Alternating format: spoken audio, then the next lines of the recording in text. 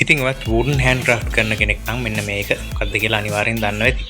සාමාන්‍යයෙන් අපි මේක අපි ගාව ඉවර වුණාම අපි eBay එකෙන් වගේනේ ගෙන්න ගන්නේ.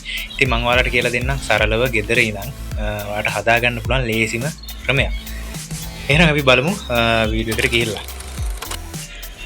මුලින්ම මෙන්න මේ විදිහට අපි සාමාන්‍ය විදිහට මේක ගලව ගන්නවා. අපි ගාව තිබ්බ පරණ ගෙවිච්ච වැලි කඩදාසිය.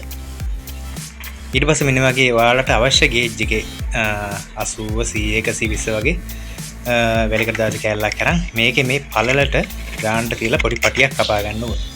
ඊට පස්සේ වැලි කඩදාසියේ සයිස් එකටම කපාගත්ත පොඩි මාස්කින් ටේප් කෑල්ලකුත් ඕන වෙනවා. කපාගත්ත ටේප් කෑල්ල මෙන්න මේ විදිහට වටේට මේක ගානට තියලා අලවගෙන ඉතින් පොඩි කට් එකක් දා ගන්නවා.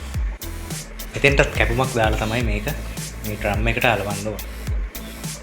දැන් තියෙන්නේ මේක අපිට සුපර් ග්ලූ ගාලා අලව ගන්න. අන්තිමේට අලවන තැනින් අපි අර කලින් කට් එක දාගත්ත විදිහටම ඒ ඇන්ගල් එකටම කපලා මෙන්න මෙහෙම සම්බන්ධ වෙන්න ගානට හදා ගන්න.